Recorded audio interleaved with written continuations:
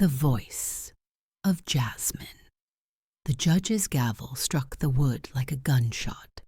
The sound echoed through the packed federal court of Atlanta, ricocheting off marble walls that had absorbed decades of pain, cries of the innocent, sobs of the condemned, and promises of justice that were too often broken.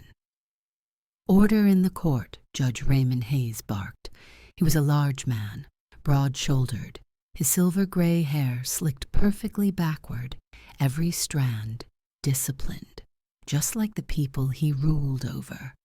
30 years on the bench had taught him how to judge without listening, how to sentence without doubt. Power had hardened him into certainty.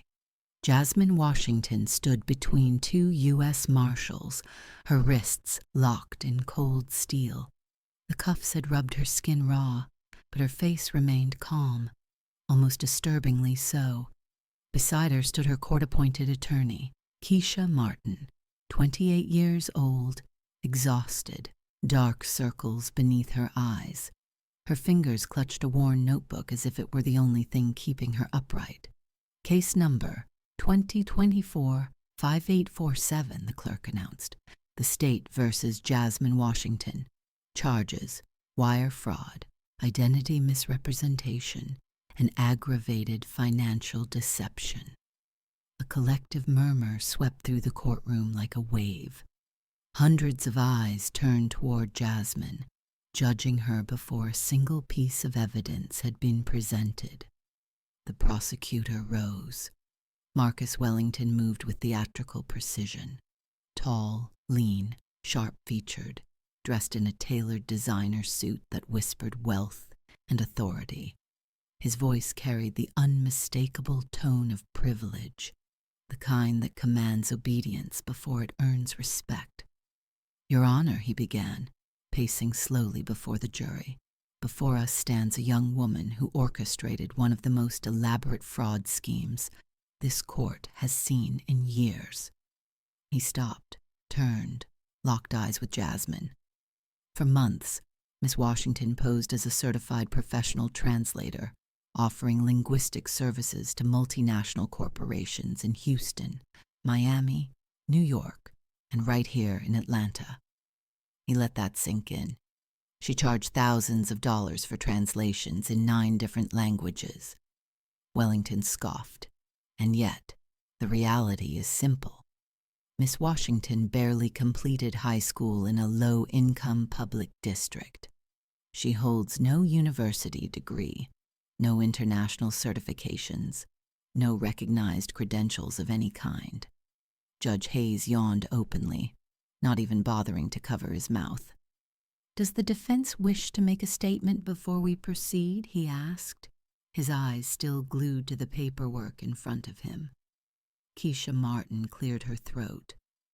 "Your Honor," she began, her voice wavering but determined, "my client maintains her innocence.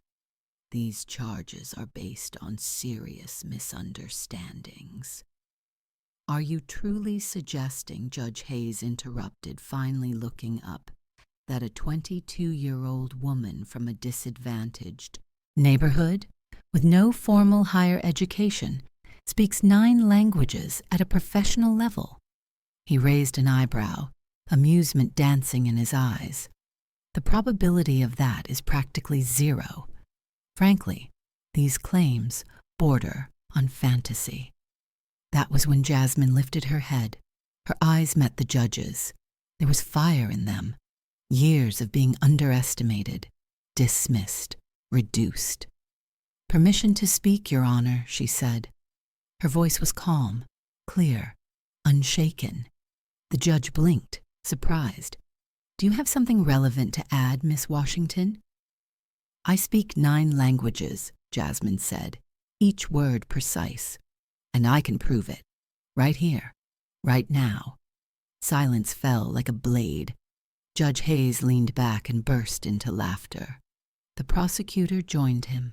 A few journalists smirked. "Is justice a circus to you?" Jasmine asked. Her words sliced through the room. The laughter died instantly. "You have nerve," the judge said coldly. But nerve won't save you from evidence. The evidence is wrong, Jasmine replied, never breaking eye contact. Or rather, the people who interpreted it were wrong, because they never bothered to check if I could actually do what I claimed. And why should we? Wellington sneered. Because that's your job, Jasmine shot back, turning toward him. To seek the truth, not assume guilt based on prejudice. Order, Judge Hayes slammed the gavel. Miss Washington, you are skating dangerously close to contempt of court. Jasmine inhaled deeply. No, Your Honor. This is my moment, and I won't waste it. Keisha stepped forward, heart pounding. Your Honor, she said, finding her courage. I formally request that my client be allowed to demonstrate her linguistic abilities. If she can prove her claims, it fundamentally changes this case. The judge stared at her in disbelief. You want to turn my courtroom into a language exam?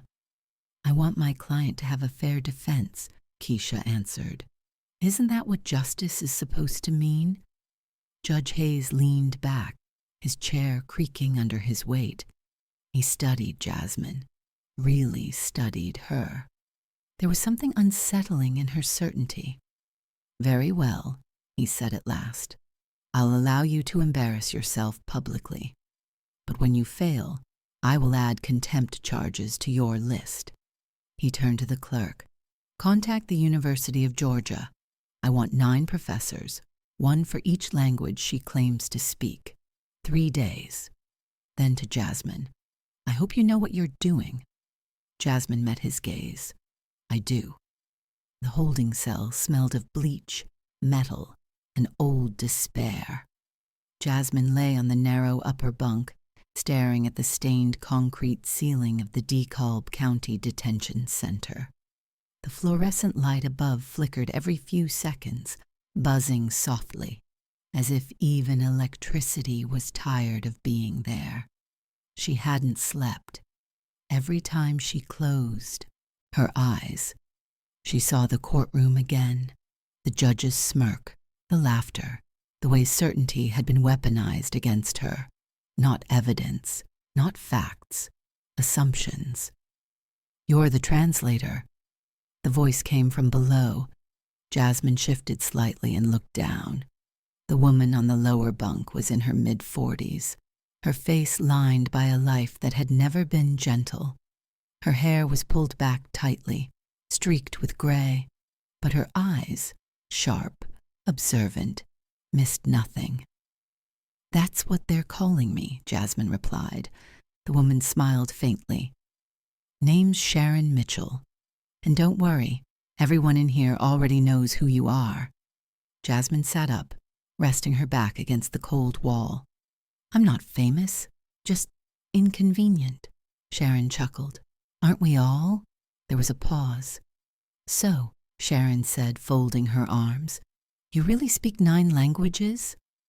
11, Jasmine answered quietly. But no one ever asks. Sharon's eyebrows rose. 11, she repeated, impressed despite herself. How? For the first time since her arrest, Jasmine felt the weight in her chest loosen just enough to breathe. My grandmother, she said, Ruth Washington. Sharon listened without interrupting. She spent her life cleaning houses, Jasmine continued, but not just any houses, diplomatic ones, ambassadors, international consultants, families who spoke to each other in languages I wasn't supposed to understand. Jasmine smiled faintly at the memory. She learned fragments, just enough to survive, to be useful, to be indispensable. And you? Sharon asked. My parents died when I was 6, a bus accident. Jasmine swallowed. She took me with her everywhere after that. While she cleaned, I sat with the children, played with them, ate with them, learned with them. Her voice softened. Every 2 or 3 years, a family would leave, just when I'd mastered their language. Then another family would arrive with a different one: German, French, Mandarin, Arabic, Russian. She exhaled slowly. I never stopped learning. Sharon shook her head in disbelief. That's not education. That's immersion. Exactly, Jasmine said. But there's no certificate for that. What happened to your grandmother? She died recently. Heart attack, they said. Jasmine's hands clenched. 45 years of working herself into the ground. And when she was gone, I had nothing on paper, just knowledge in my head, and no one willing to believe it. So you went independent. Yes, I tried agencies first. Every one of them wanted degrees, certifications, proof I didn't have. Her voice hardened. So I built my own platform, online, lower prices, better work. And someone decided you couldn't possibly be that good. Someone decided I was impossible. Sharon was quiet for a long moment. You could take a plea deal, she said carefully. Short sentence. Be done with it. Jasmine looked at the ceiling again. If I do that, she said, I erase my grandmother, everything she sacrificed, everything she believed I could become. Sharon nodded slowly. Then rest, she said, turning off the light, because in 3 days you'll be fighting an entire system. The knock came before dawn, metal footsteps, keys, authority. Washington, Officer Torres said. You've got a visitor, now. Jasmine frowned. It's too early for move. The consultation room was cold and sterile. A single metal table, 2 chairs, and sitting there, her breath caught. Mr. Chen. David Chen stood abruptly, his face pale, eyes haunted. Miss Washington, he said urgently. I shouldn't be here. My lawyer doesn't know. What are you doing here? Jasmine asked slowly. Chen ran a hand through his hair. I'm here to tell the truth. The words hung between them. Your translations were perfect, he said suddenly. Flawless. Better than any agency we've ever used. Jasmine felt dizzy. Then why did you accuse me of fraud? Chen's shoulders sagged. Because my CEO found out I hired you without checking your credentials. When our partners in China praised the work, it became a liability. A liability, Jasmine whispered. They threatened my job, my reputation, my family. He looked up, eyes glistening. I have a daughter your age. So you lied. Yes, his voice broke. And our corporate lawyer, Roberto Fuentes, told us to classify the work as defective, to protect the company. Silence. I haven't slept since, Chen continued. Seeing you mocked on television, it destroyed me. He reached into his briefcase and pulled out a thick envelope. Emails, original documents, praise from our Chinese partners, and my sworn affidavit admitting everything. Jasmine stared at it. You know this could send you to prison. I know, Chen said quietly, but I'd rather face prison than teach my children that cowardice is survival. Officer Torres stepped forward. Time's up. Chen turned back to Jasmine. You're extraordinary, he said. When you stand in that courtroom, don't just prove you speak those languages. Prove why it matters. Then he was gone. Hope Keisha Martin burst into the room minutes later. Jasmine, Torres said Chen was here. What did he want? Jasmine slid the envelope across the table. Our lifeline. Keisha opened it. Her eyes widened with every page. This changes everything, she whispered. This proves the fraud charges were manufactured. Is it enough? Jasmine asked.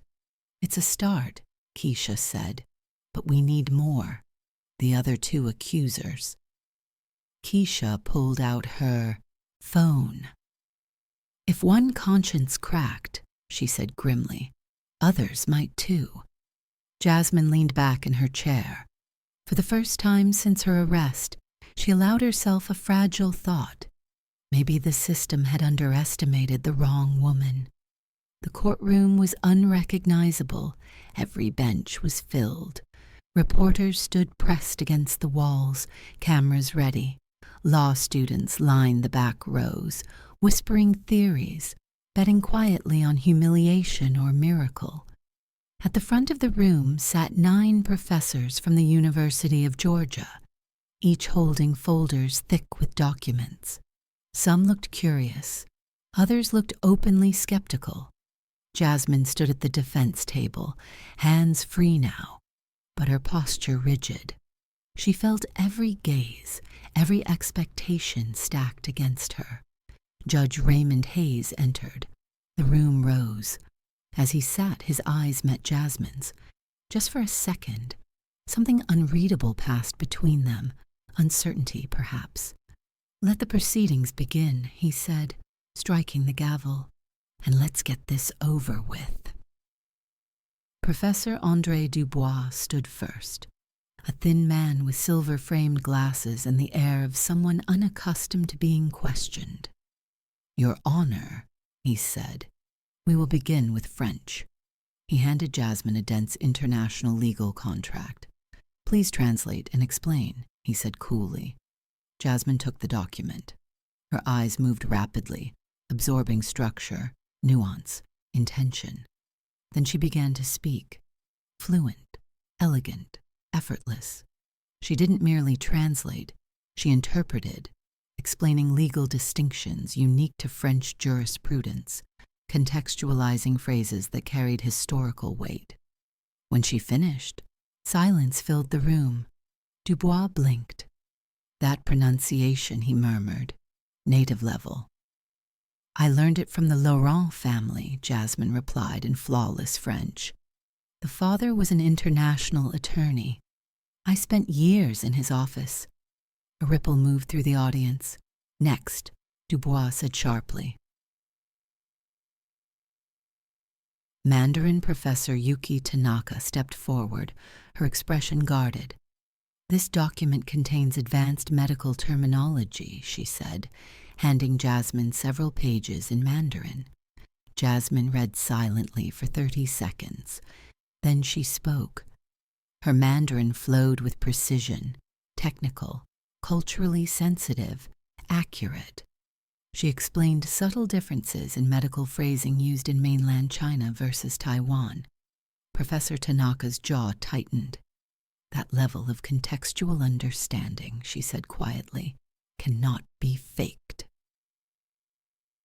One language, after another German, Arabic, Russian, Italian, Portuguese, Japanese, Korean. Each time Jasmine exceeded expectation. She didn't hesitate. She didn't stumble. She didn't perform. She remembered. Memories of kitchens, playrooms, offices, children laughing, adults speaking freely, unaware she was listening.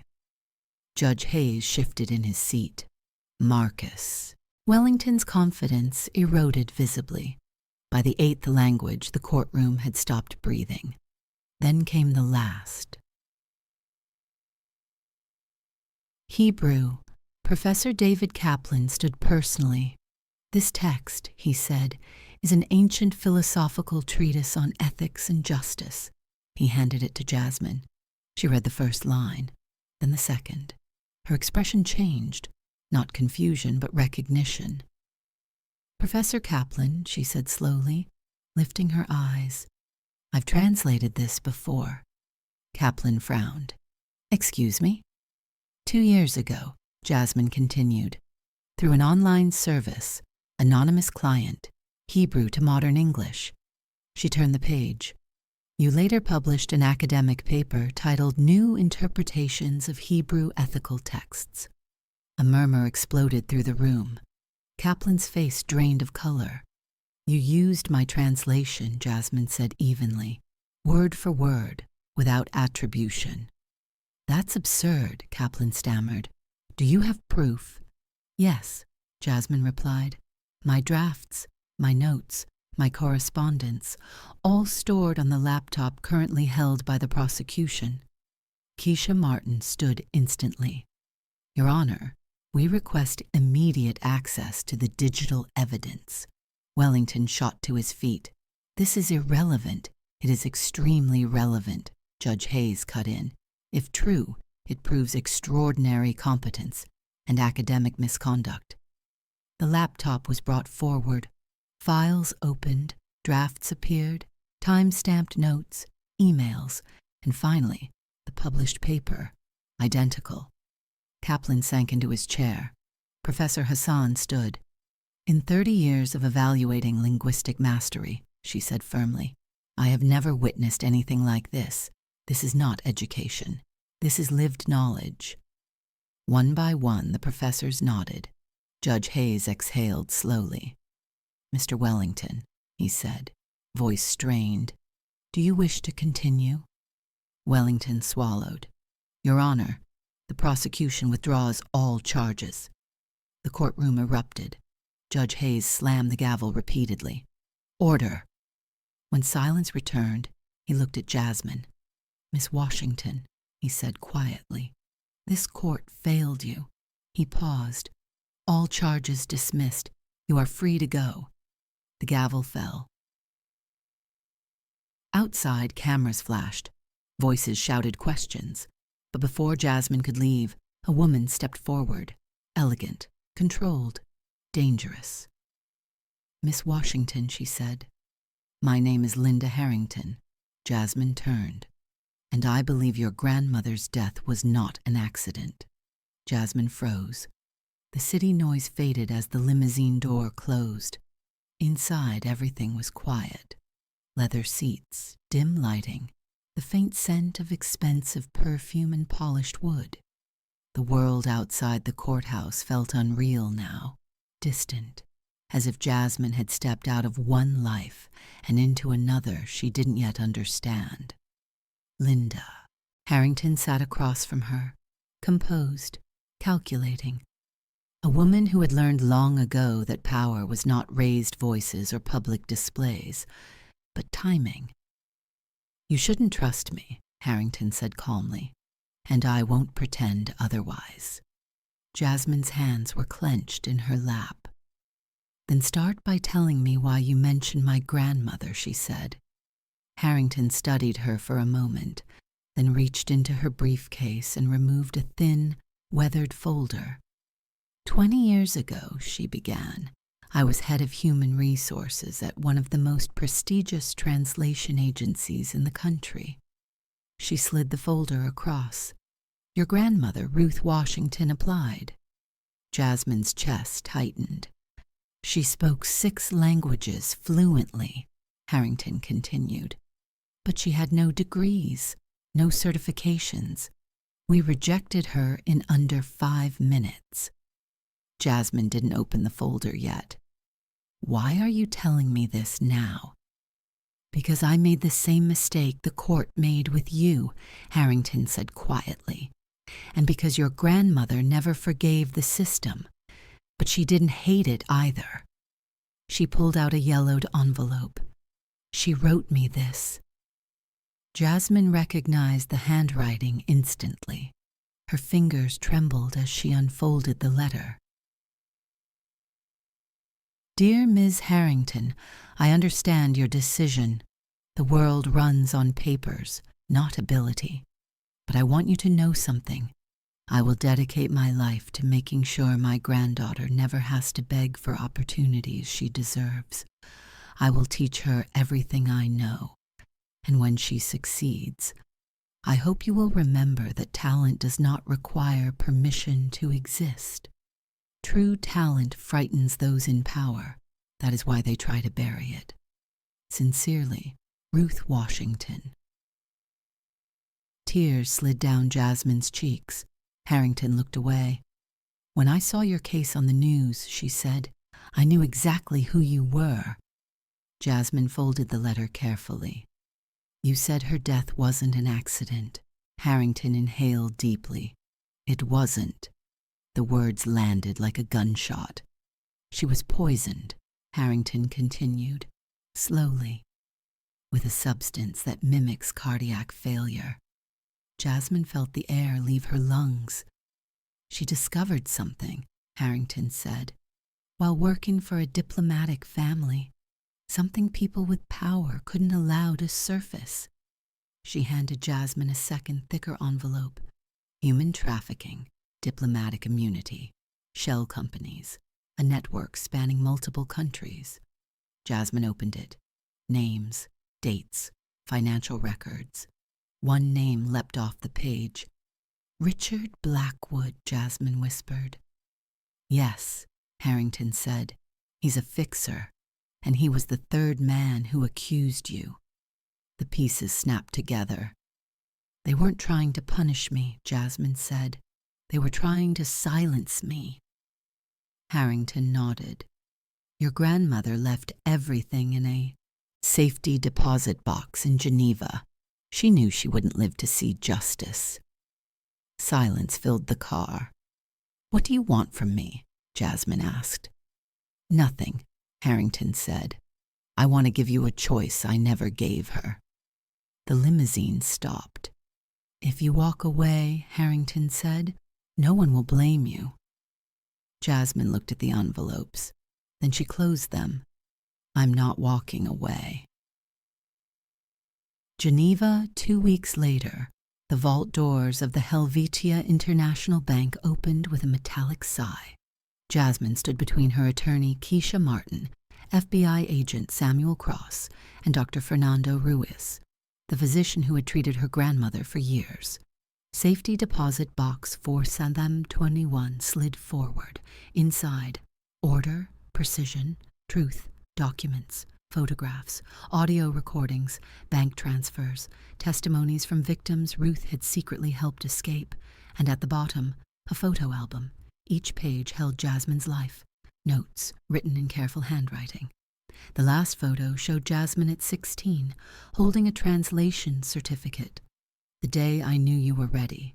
The world just wasn't yet. Jasmine pressed the album to her chest and cried. The decision. She didn't go to the authorities first. She went to the world. For 3 months, Jasmine worked without rest, translating every file, every recording, every testimony.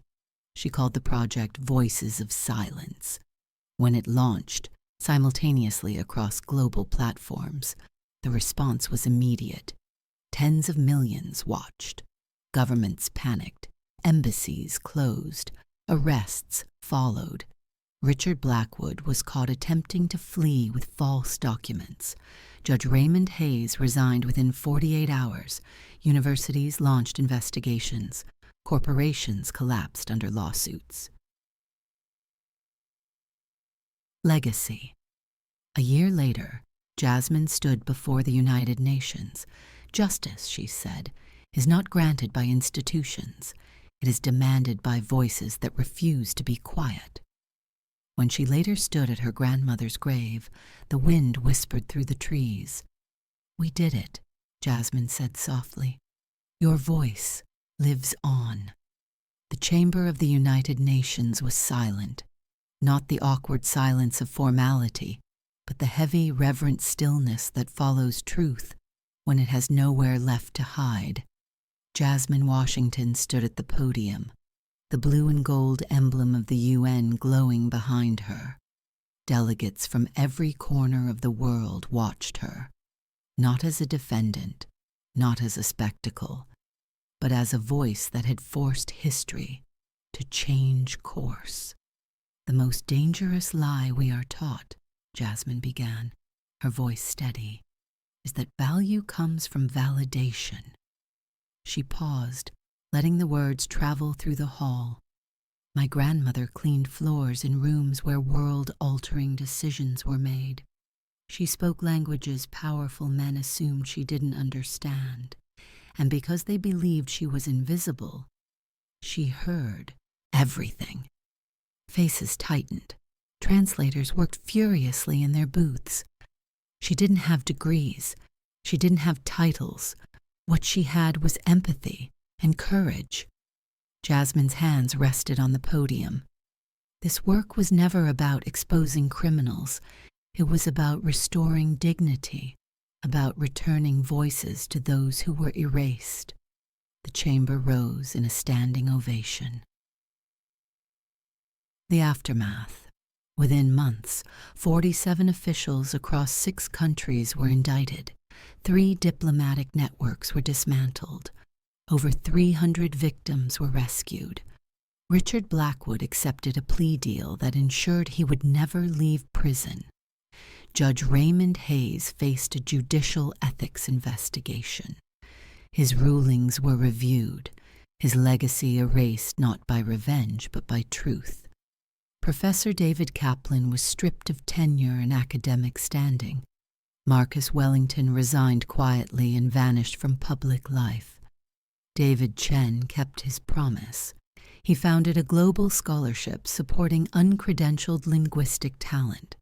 His daughter was the first to donate.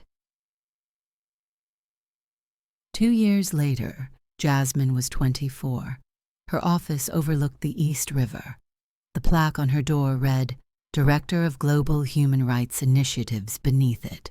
A smaller sign, Voices Forgotten Program. 500 young people from across the world had passed through it.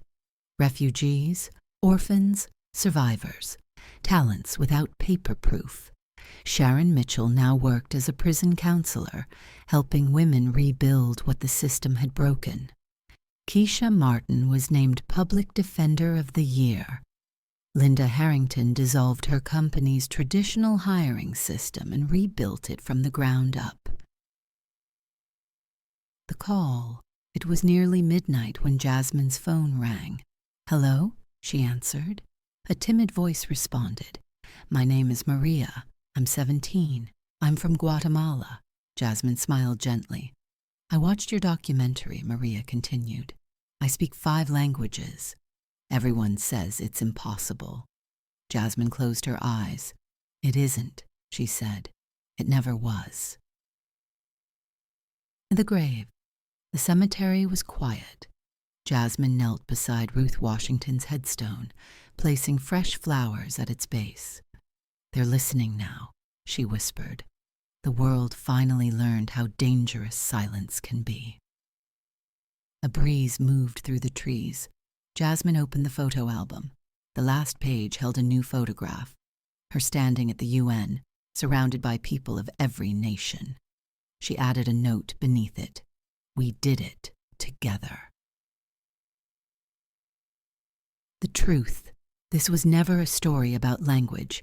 It was a story about love, about a grandmother who understood that words were bridges, and that bridges save lives, about a girl who refused to be erased, about a world that learned, too late, but not too late, that talent does not need permission to exist. And somewhere beyond time and fear, Ruth Washington smiled, because her granddaughter had translated justice into every language that mattered.